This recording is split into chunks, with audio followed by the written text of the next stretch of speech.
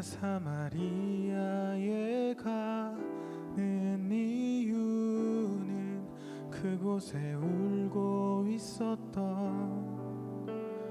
내가 있어서. 햇볕이 따갑고 그늘도 없는 낮에 나는 기다렸단다.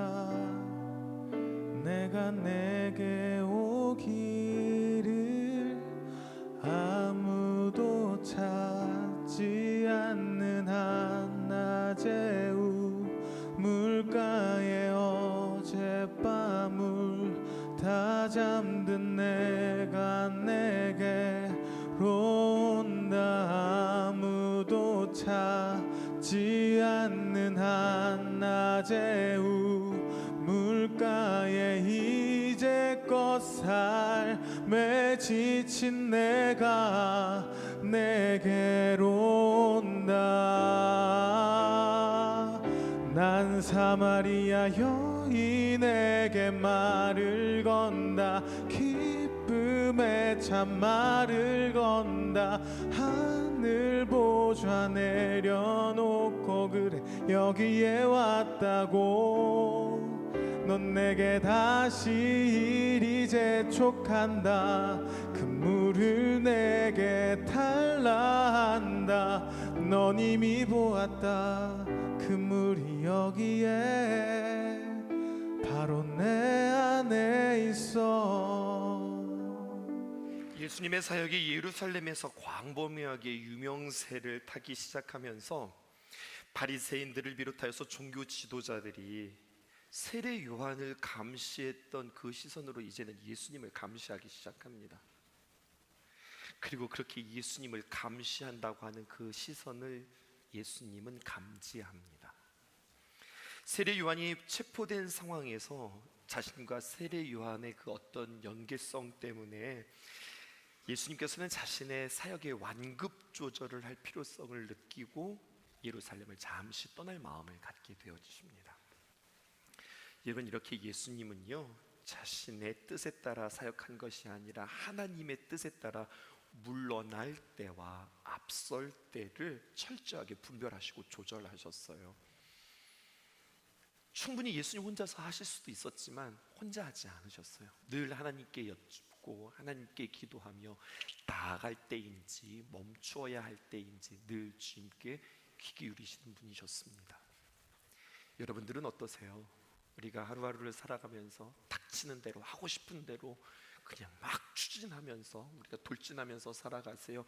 아니면 밑도 끝도 없이 그냥 쭉 처져서 그냥 상황이 돌아가는 대로 그렇게 우리의 자신들을 맡기고 있지는 않으세요?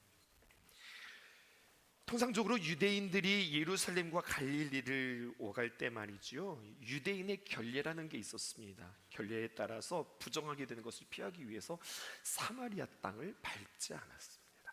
지도 보여드릴게요. 지도 보시면은요, 예루살렘에서 북쪽으로 여리고를 지나서 요단강을 건너서 그 요단강을 왼쪽으로 끼고서 갈릴리로 가는 거예요. 다시 말하여서 예루살렘에서 갈릴리로 가면 그냥 직선거리로 쭉 가면 되는 거거든요. 그런데 늘 유대인들은 이렇게 가지 않고 여리고를 통하여서 요단강을 건너서 강을 옆으로 끼고 빙빙 돌아서 우회하는 도로를 삼았다고요. 사마리아를 관통하면 이곳이 사막지대가 아닙니다. 산악지대를 통과하는 것이 아니므로 훨씬 이동이 수월했음에도 불구하고 굳이 사마리아를 만나지 않고 우회도로를 선택하는 사연이 있어요. 왜냐하면 유대인과 사마리아 사람들 사이에 깊은 골이 있기 때문에 그렇습니다. 그 사연이 무엇인가? 제가 이 역사 이야기를 옛날 이야기 하듯이 쉽게 편하게 풀어서 여러분 말씀드려 볼 테니까 복잡하다고 생각하지 마시고 그냥 이렇게 맡기고 한번 쭉 들어보세요. 그럼 충분히 이해가 되어질 거예요. 우리나라가 남과 북으로 분단되었듯이 말입니다. 이스라엘도 남과 북으로 분단되었어요. 우리는 남한, 북한 이렇게 이야기하죠. 이스라엘 사람들은요 북이스라엘, 남이스라엘 이렇게 이야기하지 않고 북이스라엘, 남쪽은 남유다 이렇게 표현했습니다. 나라가 두 동강이가 났으니까 각자마다의 수도가 있어야 되겠죠. 그래서 이 남유다에는요 예루살렘의 수도가 있었고 원래 수도였어요. 그리고 북이스라엘은요 사마리아라고 하는 곳에 새롭게 그들이 수도로 만들어 버립니다. 그리고 이렇게 남과 북으로 나뉘었다가 나중에 보면은 북이스라엘은 아시리아, 성경에는 아수르라고 표현되어지는데요, 아수르에 의하여서 주전 722년에 멸망하게 되었고 남유다는 바벨론에 의하여서 멸망당하게 되는데, 북이스라엘이 멸망한 지 120년이 지나 주전 586년에 120년이라고 지금 얘기했죠. 약 130년이 지나고 남유다는 바벨론에 의하여서 망하게 됩니다. 이렇게 생각하시면 돼요. 북이스라엘 아수르의 멸망, 남유다 바벨론의 멸망. 그런데요 북이스라엘이 아수르에 멸망당할 때 이 아수르 민족이 어떤 정책을 피냐면 민족 말살 정책을 펴니다. 뿐만 아니라 종교 혼합 정책을 써요. 민족 말살 정책이다, 이게 어떤 뜻이냐면 이런 거예요. 북이스라엘 사람들이 살아가는 이 사마리아 땅에, 북이스라엘 땅에 아수르 사람들이 치고 들어옵니다. 그리고 그 자리에 그들이 정착합니다. 그리고 의도적으로 북이스라엘 사람들과 섞여서 사는 거예요. 그 사람들과 함께 같이 결혼하고 자식도 남고 함께 삶으로 말미암아 이제는 북이스라엘에 있었던 유대인들이 아수르의 피가 섞이기 시작합니다. 그래서 그들은 유대의 순수 혈통의 피를 잃어버리고 이제 혼혈인이 되어버리는 거죠. 뿐만 아니라 아수르 사람들이 와서 그렇게 통혼하면서 살게 되었잖아요. 그냥 결혼하면서 사는 게 아니에요. 결혼하면서 당연히 그 아수르의 문화가 들어왔고요, 문화만 들어올 뿐만 아니라 그들의 종교까지도 들어와서 이 유대인의 하나님을 섬겼던 이 신앙이 계속해서 변질되어지고 섞이고 혼합되어지게 되어집니다. 그래도 이들은 하나님을 믿는 신앙이 있었어요. 하나님을 믿기에 예배의 처소가 필요했는데, 우리가 예배 초소는 오직 하나밖에 없는데, 예루살렘 성전 그거 하나밖에 없는데 우리가 어떻게 예배를 드릴까 하다가 그들도 나름대로 성전을 세웠으니 사마리아에 있는 그리심산에 자신들만의 북이스라엘의 성소, 예배당, 성전을 짓습니다. 그리고 그것에 대해서 그들도 성지처럼 여기고 그것에 대한 자부심을 느끼는 예배 초소였는데 말이에요. 한편 북이스라엘은 아수르에 의하여서 멸망당했다면 남유다는 130년 후에 바벨론에 의하여서 멸망당하는데, 바벨론의 침공은 조금 특별했어요. 어떻게 했냐면 북이스라엘은 아수르 사람들이 와서 정착해서 눌러 살았다면 바벨론은요 이 사람들을 포로로 자기네 나라로 끌고 가서 살아갑니다. 여러분 이런 거 아시죠? 그 잔디떼요? 잔디떼, 이런 것처럼 자신들이 살았던 그 자리를 그대로 딱 들어서, 그리고 잔디떼창처럼 그대로 바벨론에 갔다가 그렇게 포로 생활시켰다가 바벨론이 승승장구할 줄 알았는데 이 바벨론이 나중에 페르시아, 성경에는 바사라고 이야기하거든요. 바사에게 멸망당함으로 말미암아 고레스 왕의 칙령으로 인하여, 헷갈리고 막 힘드세요? 이런 생각 다 하지 않으셔도 돼요. 이 사람들이 잔디떼창처럼 그대로 갔다가 그대로 들려서 다시 한번 유다로 왔다, 이렇게만 생각하시면 되겠어요. 그런데 이 사람들이 바벨론에 이렇게 끌려갔을 때 나름대로요 치열하게 하나님을 믿는 신앙을 지켰어요. 그리고 이들은 섞일 이유가 없었습니다. 뭐 무슨 피가 섞이거나 그러지 않아요. 그리고 그대로 그들이 하나님의 은혜 가운데 유다 땅으로 돌아오고 예루살렘 성전을 다시 한번 재건하고 건축하니, 그들에게는요 이 환난 속에서도, 이 어려움 속에서도 우리는 신앙 지켰어, 우리는 민족 지켰어, 우리는 말씀 지켰어, 이 자부심이 대단한 겁니다. 자랑할 만하겠죠. 한편 그들이 볼 때 저 북이스라엘은요, 저거는 이제 유대의 혈통도 아니야, 신앙도 다 변질되고 다 섞이고 이렇게 되어져 버리는 거예요. 무시하고 그렇게 살아가다가요 한 128년 정도, 주전 128년 정도 이제 남유다가 힘이 세지자 무슨 짓을 하냐면 북이스라엘을 공격하기 시작합니다. 여러분 공격하면 어디를 먼저 공격할까요? 여러분들 같으면 싸움한다면 어디서부터 칠 것 같으세요? 사마리아 쳐야죠. 사마리아에 들어갔어요. 뭐부터 무너뜨리시겠어요? 성전부터 무너뜨리죠.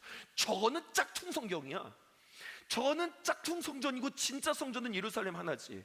그러면서 그들의 성소를 짓밟아 버리니 여러분 이러한 남유다 사람들을 북이스라엘 사람들이 볼 때에 얼마나 미워했겠으며 남유다 사람들은 북이스라엘 사람들을 얼마나 무시했겠습니까? 수세기 동안 쌓인 깊은 골이 결국 예수님의 시대에 이르러 신약 시대에 이르러 서로 상종도 하실 뿐만 아니라 심지어 그 땅에 발도 디디지도 않는 정말 철천지 원수처럼 형제 나라가 그렇게 살기 시작했던 거예요. 유대인은요 사마리아 사람들을 바라볼 때 짐승만도 못한 인간들이라고 그렇게 여겼고요, 끔찍한 갈등들이 그들 안에 계속 있었어요. 그런데 이런 갈등 가운데 예수님이 오늘 굉장히 파격적인 말씀을 하시는 겁니다. 첫 번째 보실까요? 예수님이 뭐라고 말씀하시냐? 순수 혈통을 가신 예수님께서, 아브라함의 자손인 이 예수님께서 나는 사마리아를 통과하여야 하겠는지라 이렇게 결의에 차서 말씀하세요. 그리고 사마리아를 지나 수가성에 이를 때 피곤하고 목마르다 하시면서 우물 곁에 앉으시고 그렇게 물을 찾는 대목이 오늘 성경에는 이렇게 표현되어 있습니다. 요한복음 4장 3절에서 6절에 있는 말씀입니다. 유대를 떠나사 다시 갈릴리로 가실새 사마리아를 통과하여야 하겠는지라. 사마리아에 있는 수가라고 하는 동네에 이르시니 야곱이 그 아들 요셉에게 준 땅이 가깝고 거기 또 야곱의 우물이 있더라. 예수께서 길 가시다가 피곤하여 우물 곁에 그대로 앉으시니 때가 6시쯤 되었더라. 예수님께서 가시다가 피곤하고 우물 곁에 그대로 앉으셨는데요, 그때는 성경은 몇 시라고 이야기하느냐? 그때는 6시더라 라고 이야기하고 있어요. 여러분 이 6시 한번 밑줄을 쳐보실까요? 이것을 우리의 시간으로 환산해보면 이것은 플러스 6을 하면 됩니다. 그래서 6시는요 우리로 말하면 대낮 정오 12시쯤 되는 거예요. 조금 있으면 이제 12시 되겠네요. 여러분 그런데 보세요, 이 시대의 사마리아 시대의 정오 12시는 하루 중에 가장 뜨겁고 태양이 강하다 못해 장렬한 태양의 빛을 비치는, 그래서 도무지 사람들이 움직일 수 없는 시간이 바로 정오입니다. 그러므로 이 시대의 여인들은 6시에, 다시 말해서 우리 시간으로 말하면 정오 12시에는요 물을 기르러 오는 법이 없어요. 아예 우물가에 가는 법이 없습니다. 이 사람들은 언제 우물가에 갔느냐? 아침에 가거나 아니면 해가 질녘에 가는 거예요. 그때 물이 맛있었어요. 그리고 그때가 덥지 않으니까 물을 뜨기에 참 좋은 거죠. 또 성경 고증학자들은 이렇게 이야기합니다. 물을 뜨러 갈 때 결코 혼자 가지 않는다는 거예요. 여인들이 혼자 가지 않습니다. 어떻게 가느냐? 물을 기르러 올 때의 여성의 힘으로 그 물을 기르러 올 힘이 너무나도 벅찼기 때문에 같이 가는 거예요. 끼리끼리 가서 서로 도와주며 같이 우물을 기르러 오기도 했답니다. 또 여러분, 동네 아낙네들이 같이 끼리끼리 모여갔으니 그 가운데서 얼마나 재미있는 이야기들이 많이 있었겠어요. 이런저런 이야기들도 하고 함께 같은 처지에서 서로 이야기하고 수다도 떨면서 마음의 위로를 하지 않았겠어요?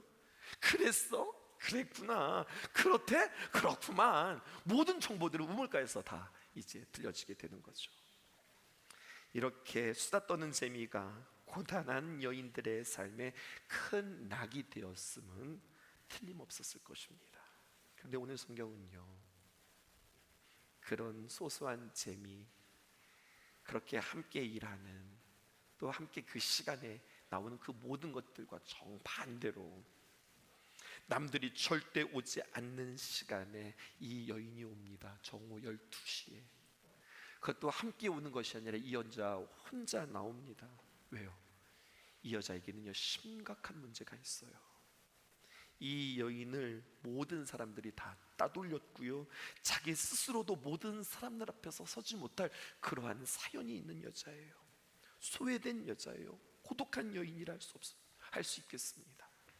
그래서 남들이 보지 않는 틈을 타서, 남들이 오지 않는 그 시간을 틈타서 이 여인 혼자 먹고 살아야 하기에 물들어 오는 겁니다. 두 번째, 여러분들에게 이렇게 소개할까요? 그런데 그 예수님께서 그 사마리아 여인을 만나야 하겠는지라 이렇게 말씀하세요. 앞에서는 뭐라고 이야기했어요? 내가 사마리아로 가야 되겠는지라.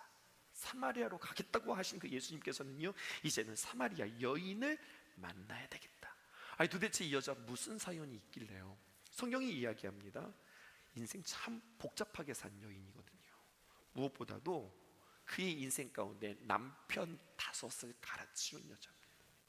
그리고요, 지금 함께 사는 남자 있는데 동거인이에요. 이 사람은 남편도 아니에요. 이것이 성경에 기록되어져 있어요. 보실까요?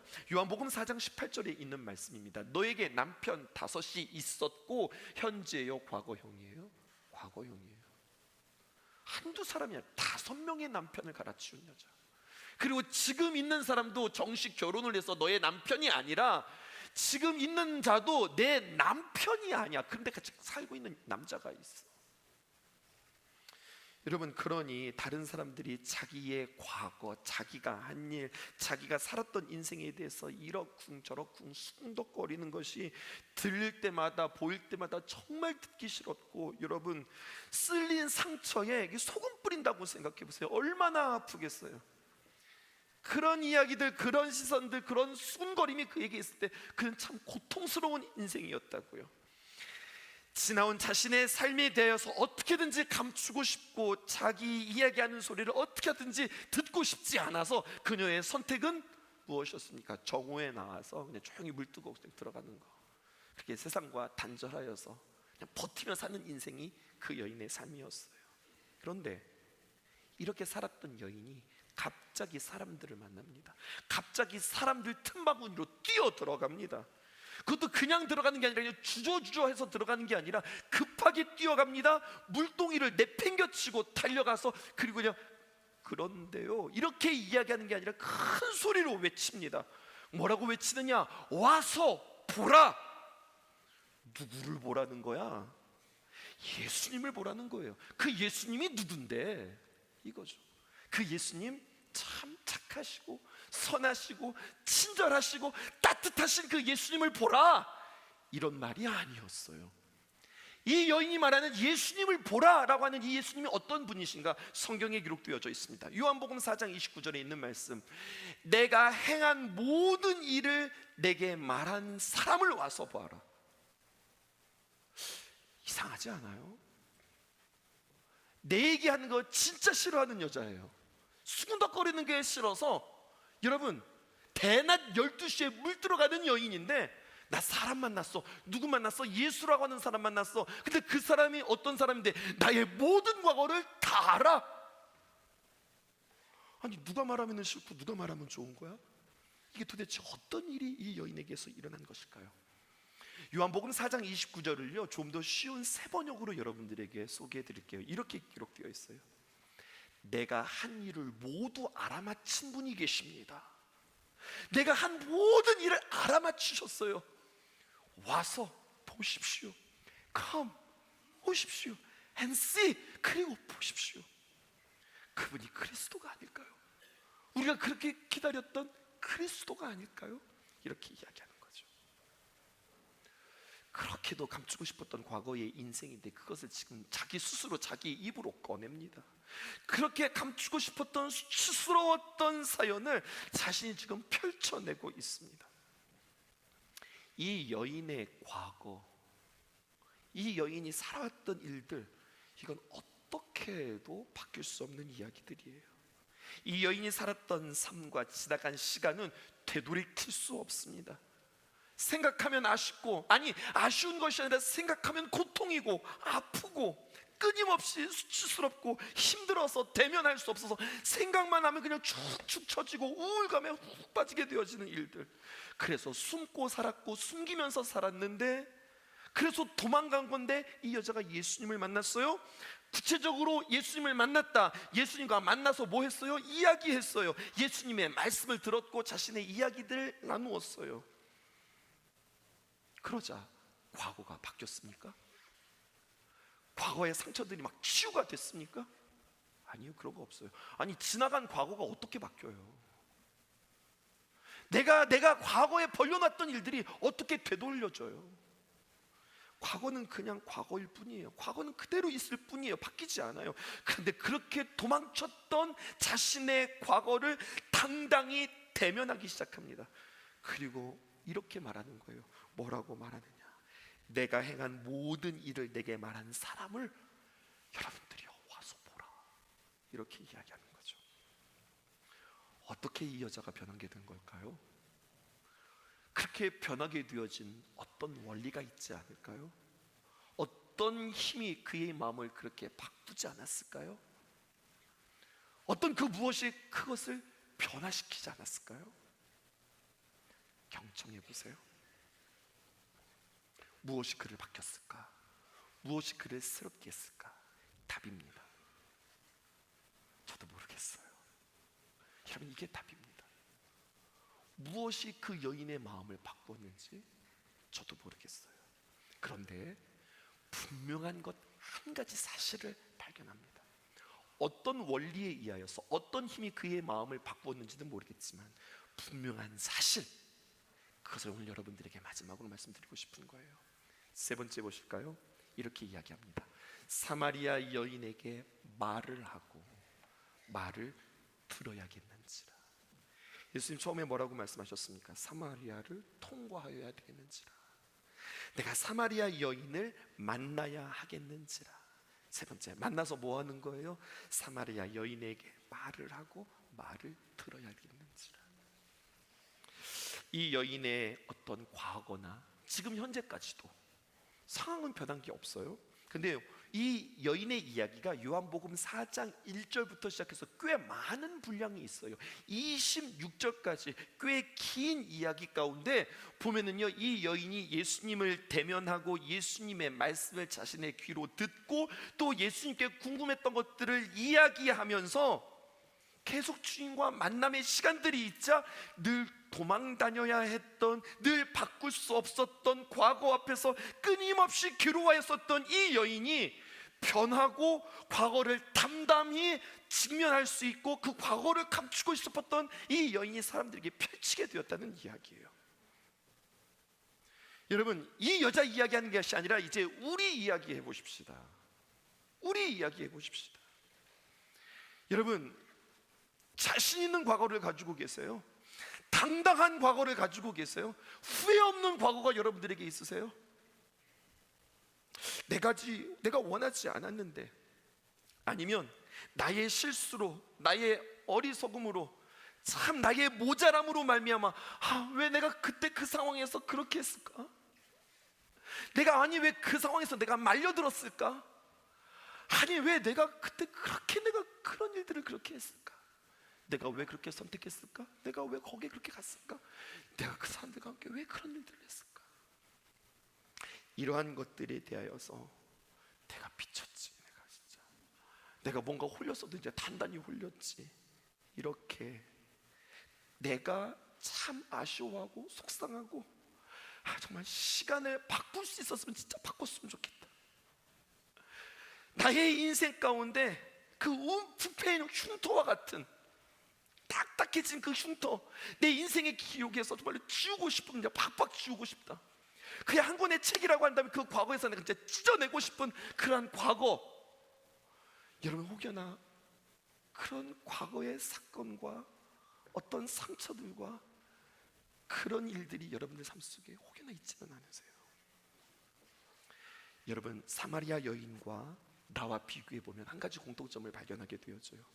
바꿀 수 없는 과거가 있다. 자신 없고 참 부끄럽고 후회스러운 과거가 우리에게 있다. 이 현실이 이 여자와 우리와 너무나도 똑같은데요, 근데 예수님은 누구신가? 우리에게 이렇게 이야기하는 거예요. 그런 나에게 찾아오셔서 나에게 길 되어주신 예수님이라고 이야기해요. 근데 여기서 저는 이렇게 표현하고 있습니다.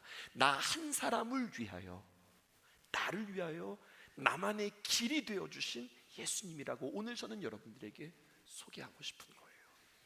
요한복음 3장 4장 3절에서 4절 다시 한번 보실게요. 유대를 떠나셨어요. 그리고 갈릴리로 가시는데 갈릴리를 처음 가는 게 아니라 다시 가시겠다고 그래요. 아니, 예수님 얼마 전에 갈릴리 다녀오셨잖아요. 또 가시는 거예요? 제자들이 묻는 거죠. 간다. 근데 뭐라고 말씀하십니까? 4절에 사마리아를 통과하여 가겠는지. 아니, 유대인으로서 그렇게 가면 안 되는데? 예수님 유대인의 결례가 있잖아요. 그렇게 가신다는 거예요. 왜 굳이 사마리아를 통과해서 가셔야 하는가? 오늘 전도사님에게 오늘 설교를 하기 전에 찬양을 부탁드렸어요. 나는 사마리아 여인에게 말을 건다. 그 가사를요 조금 더 편하게 여러분들에게 풀어서 설명해 드릴게요. 내가 사마리아에 가는 이유는 그곳에 울고 있었던 네가 있어서. 햇볕이 따갑고 그늘도 없는 낮일지라도 한낮 12시라도 나는 거기서 기다리지. 나는 기다렸단다. 네가 오기를 기다렸단다. 저기 네가 온다. 물길로 네가 오는구나. 아무도 찾지 않는 한낮 12시 우물가에 어제도 힘들어서 아파서 그렇게 밤새 울다 잠들었던 네가 또 오늘도 살아가야 하기에 물길로 오는 너를 나는 본다. 그리고 이제껏 삶에 지쳤던 내가 내게로 온다. 그 여인을 보고 주님께서 말씀하시죠. 그리고 나는 사마리아 여인에게 말을 건다. 왜 그렇게 살았어? 왜 이렇게 똑바로 살지 못하고 왜 이렇게 힘들게 살았어? 왜 그렇게 선택했어? 이렇게 묻는 것이 아니라 오늘 찬양해 보니까 이렇게 표현하고 있어요. 예수님은 그 여인에게 말할 때 어떻게 말하느냐? 기쁨에 차서 말한다. 기쁨에 차서 말한다. 내가 너를 만나려고 갈릴리에서 왔어. 아니, 내가 너를 만나려고 하늘 보좌 내려놓고 여기에 왔단다. 여러분, 이 이야기가 요한복음 4장에 나와 있는 이야기고, 이 이야기를 토대로 내가 사마리아 여인에게 말을 건다, 이 찬양이 나온 거예요. 여러분, 예수님을 만난다는 건 뭘까요? 여러분 예수님을 만나보셨어요? 예수님을 만나는 건 뭘까요? 기도하는데 말이요, 그냥 기도하는데 그냥 환상 중에 확 내 눈이 열리더니 막 예수님이 내 안에 똥하니 있으면은요 얼마나 좋으시겠어요. 그런데 그러면요 깜짝 놀래요. 심장마비 걸릴 수도 있어요. 우리는 예수님을 그렇게 만나는 거 아니에요. 아니, 그렇게 만난다 할지라도 그렇게 만나는 확률은, 그 빈도수는 그렇게 높지 않아요. 정말 희박해요. 이렇게 예수님을 만날 수 없어요. 여러분, 예수님은 어떻게 만나는 줄 아세요? 오늘 성경에 그 비결이 있어요. 예수님을 만난다는 것은 이런 겁니다. 길 되어 주신 그 예수님, 앞에서도 강조했지만 나 한 사람을 위하여서 말씀해 주시는 분이세요. 내가 사마리아에 가야 하겠는지라, 내가 거기에서 한 여인을 만나야 하겠는지라, 그리고 거기에서 내가 그 여자에게 내가 할 말이 있어. 이것을 우리의 신앙으로, 우리의 예배로 어떻게 적용할 수 있을까요? 나 한 사람을 위해서 말씀해 주시는 예수님이에요. 나 한 사람을 위해서 굳이 사마리아를 통과하여야 하겠는지라. 구체적으로 적용하면 이런 겁니다. 믿음을 가지고 우리가 주님 앞에 남아서 예배하고 이렇게 말씀을 이렇게 듣는 중에 말이죠, 말씀을 듣는데 오, 좋은 얘기구만, 어유 설교 잘하시네, 그렇구나, 이게 아니라 말씀을 듣는데 왜 나한테 하는 말씀이지? 완전히 나의 모든 것을 알고 하시는 말씀인 거. 에이, 설마 어쩌다 그냥 맞는 거겠지.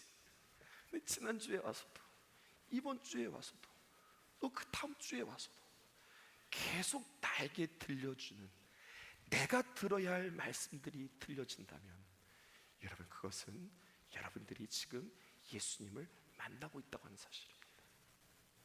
여러분, 나 들으라고 하는 설교 같잖아 라고 그 설교가 여러분들에게 들려진다면, 여기 얼마나 많은 사람들이 있어요. 얼마나 다양한 사람들이, 다양한 세대가 다양한 모습으로 주님 앞에 왔어요. 그럼에도 불구하고 나에게 들려주시는 하나님의 말씀이 들린다면 나는 지금 예수님을 만나고 있는 겁니다. 그래서 성도들에게 만나서 저는 종종 그렇게 물어요.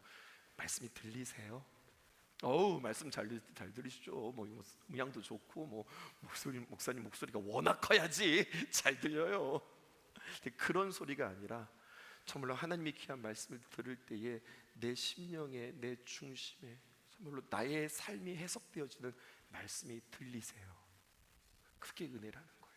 그리고 그냥 말씀이 들려지는 것뿐만 아니라 그것은 내가 지금 주님을 만나고 있다는 거예요. 근데 여러분, 내가 주님을 만나고 있다고 하는 것은 무엇일까요? 그렇게 들리기 시작하면 내 힘으로 바꿀 수 없었던 과거, 어쩔 수 없었던 과거가 이제 하나하나 주님의 손에 의하여 다루어지기 시작한다고 하는 뜻입니다. 다른 것은 몰라도 이것만은 제가 확실히 여러분들에게 말씀드릴 수 있어요. 하나님께서 우리의 삶들을 어떻게 바꾸어 가실까요? 그건 모르겠어요. 하나님께서 여러분들의 삶 가운데 어떻게 역사하실까요? 그건 저는 잘 모르겠어요.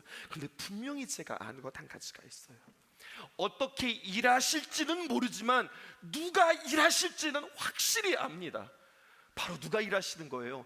그렇게 말씀하시는 예수님께서 일하고 계시다고 하는 사실이에요. 이것을 믿으실 수 있기 바랍니다. 예수님이 일하십니다.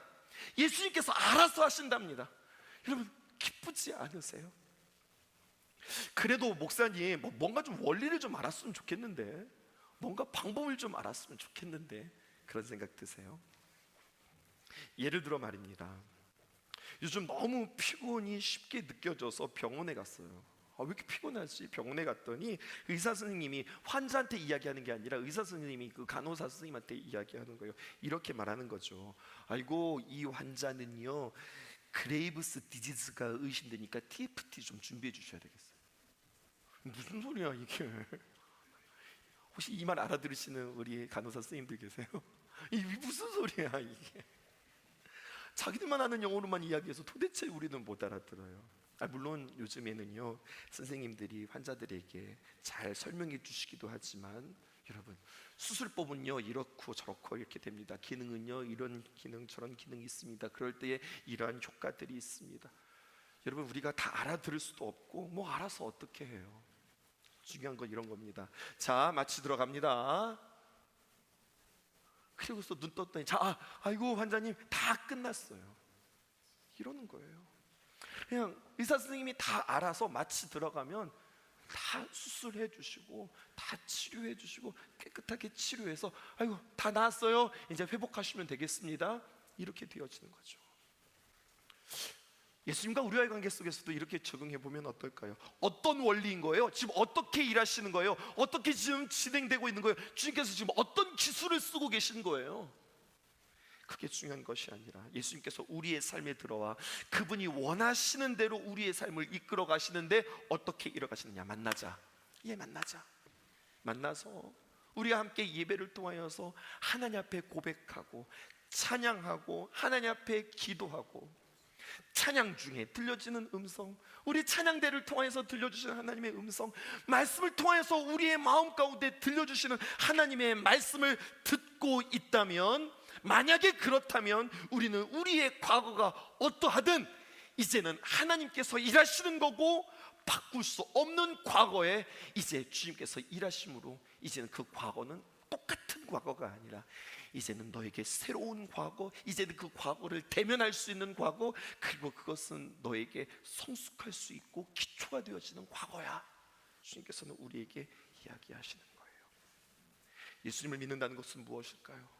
신앙생활 한다는 것은 무엇일까요? 그것은 눈을 뜨는 겁니다. 성경에 보면요 소경들을 고치시는 이야기가 유독 많이 기록되어져 있어요.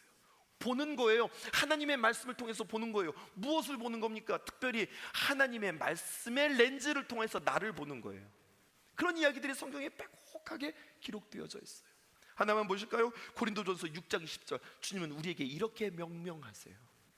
너는 값으로 산 것이 되었으니. 너 그거 알아?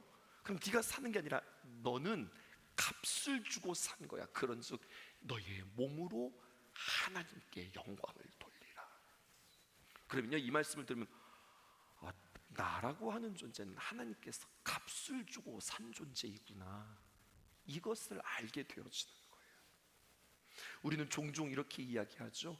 값없이 주신 하나님의 은혜에 참 감사합니다. 값이 없다. 여러분, 저는 값없이 주신 하나님의 은혜, 정말로 아름다운 고백이고 옳은 고백인 것 같은데, 이 고백을 하시고 또 이런 고백을 들을 때마다 꼭 여러분들에게 한 가지씩 점검해 드리고 싶은 게 있어요. 값없는 은혜라고 하는 이야기는요, 공짜라는 이야기가 아니에요.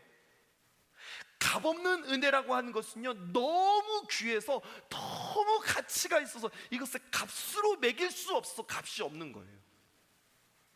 아내가 나를 참 사랑해주고 나를 섬겨줍니다. 여러분, 그 아내의 사랑과 그 섬김을 얼마짜리라고 여러분들 표현할 수 있을까요? 아버지가 참 사랑해주세요. 아버지가 늘 기도해주세요. 그 아버지의 사랑과 그 아버지의 기도를 이건 얼마 정도 되겠습니다 이야기할 수 있겠어요? 사진 하나 띄워주실까요? 한 번은 아버지가 이렇게 문자를 보내셨어요. 언제나 우리 어른들은, 우리 부모님들은 보낼 때 그냥 문자만 보내지 않으세요. 꼭 저런 사진은 어디서 이렇게 퍼오시는지 사진과 함께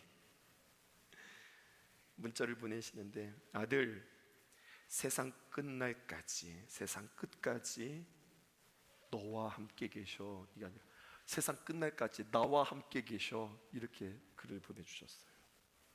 뭐야, 이게 무슨 말씀이야?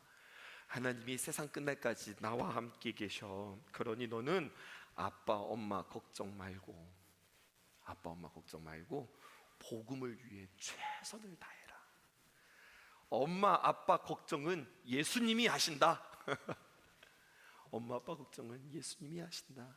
넌 그런 걱정하지 말고, 엄마 아빠 걱정하지 말고 네 할 일이나 열심히 해. 걱정할까봐, 신경 쓸까봐 문자 보내셨어요. 여러분, 이런 거요. 그러니까 하나님의 값없는 은혜라고 하는 말은 그 은혜가 값이 너무 커서 매길 수 없고, 그 은혜가 너무 크니까 값을 먹일 수 없으니, 여러분, 내가 그 값을 내가 갚을 수 없는 은혜를 말하는 겁니다. 오늘 말씀 정리해 볼까요? 나의 인생의 과거가 이렇게 있고 저렇게 있고, 지우고 싶고 바꾸고 싶지만 바꿀 수 없고 지울 수 없는 과거. 근데 하나님은 어떤 분이세요? 그런 나를 값주고 사셨다는 거예요. 그런 과거가 있는 나를, 그런 형편없는 나를 주님께서 값을 주고 나를 사셨대요. 언제나 사는 건 좋은 거 사는 거거든요. 똑같은 과일을 사더라도 탐스럽고 크고 맛있게 생긴 거 고르지, 썩은 거, 벌레 먹은 거, 이런 걸 어떻게 사요? 근데 주님께서는 값을 주고 그런 거 샀다는 거예요. 그게 나 같은 존재잖아요. 그리고 말씀하시는 거예요. 뭐라고 말씀하시나요? 값을 주고 샀으니 너는 내 것이라. 근데 여기는 어떤 말이 포함되어져 있는 줄 알아요? 너는 내 것이라. 이걸 경청하셔야 돼요.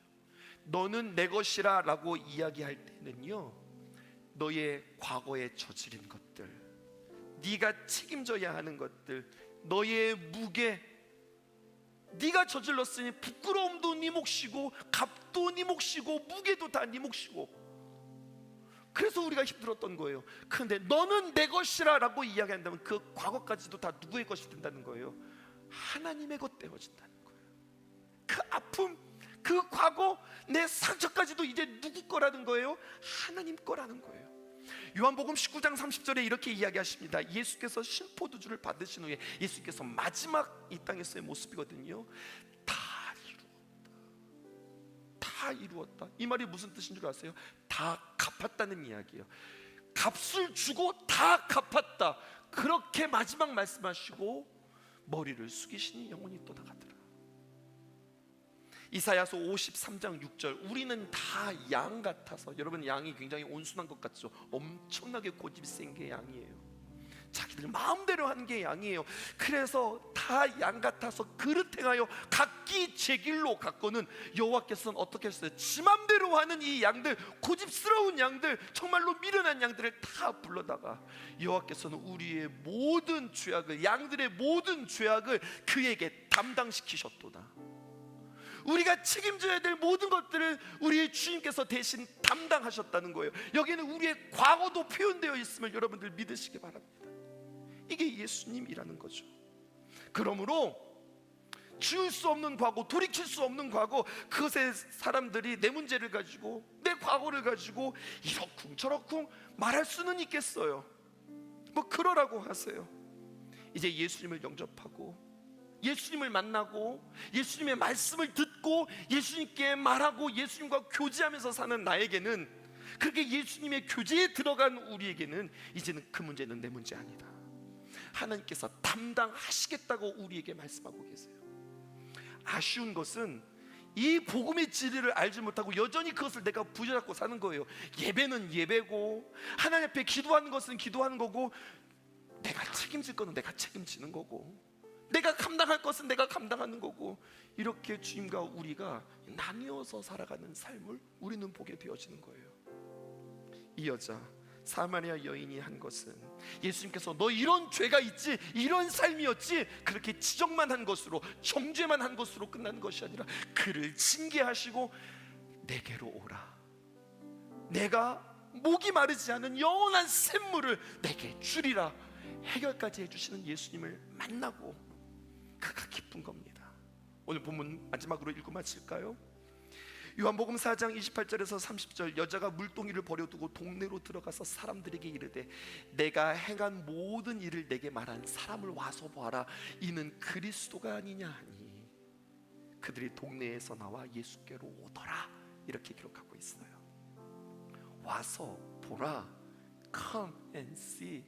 6월 10일 우리는 제이어스 집회를 놓고서 여러분 규모를 보고, 크기를 보고, 인기를 보고, 분위기를 보고, 그래서 와봐, 야 진짜 실력 좋은 팀들이 오잖아, 이게 중요한 것이 아니라 와서 그 찬양 속에 고백되어진 예수님을 만날 수 있도록, 그 예수님이 소개되어질 수 있도록, 그 예수님이 나의 모든 것들을 대신 담당하신 분이구나, 우리는 그 주님 앞에 찬양할 수밖에 없어.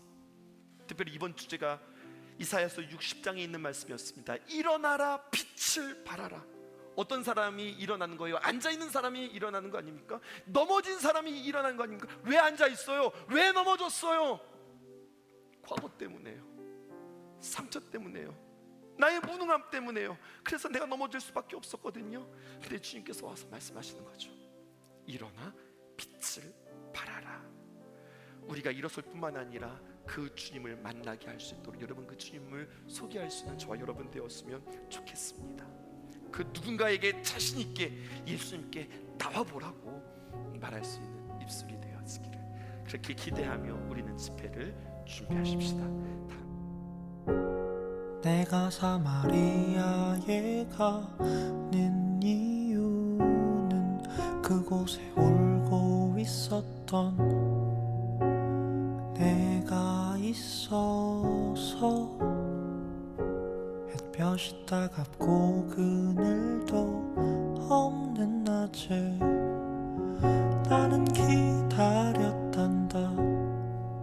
내가 내게 오기를 아무도 찾지 않는 한낮에 우물가에 어젯밤을 다 잠든 내가 내게로 온다.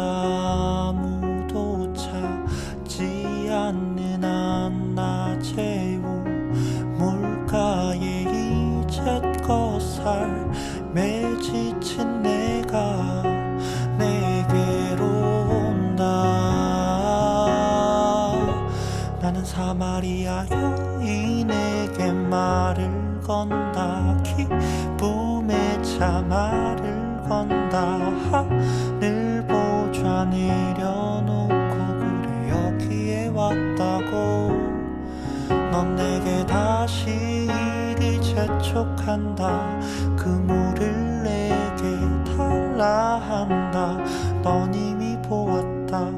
그 물이 여기에 바로 내 안에 있어.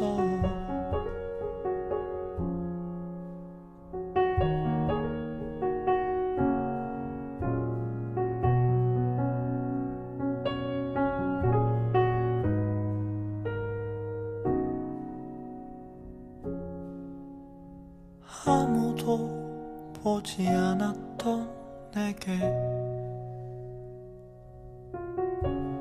아무도 오지 않았던 내게, 그 누구도 찾지 않았던 내게 내가 지금 간다.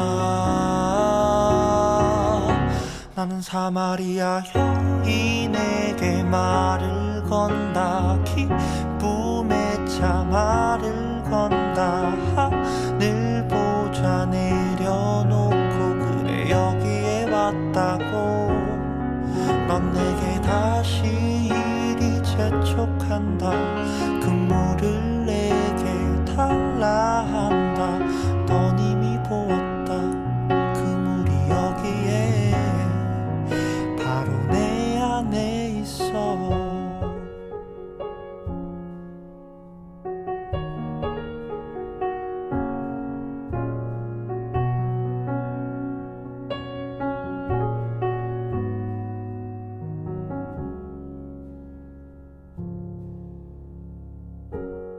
내가 사마리아에 가는 이유는 그곳에 울고 있었던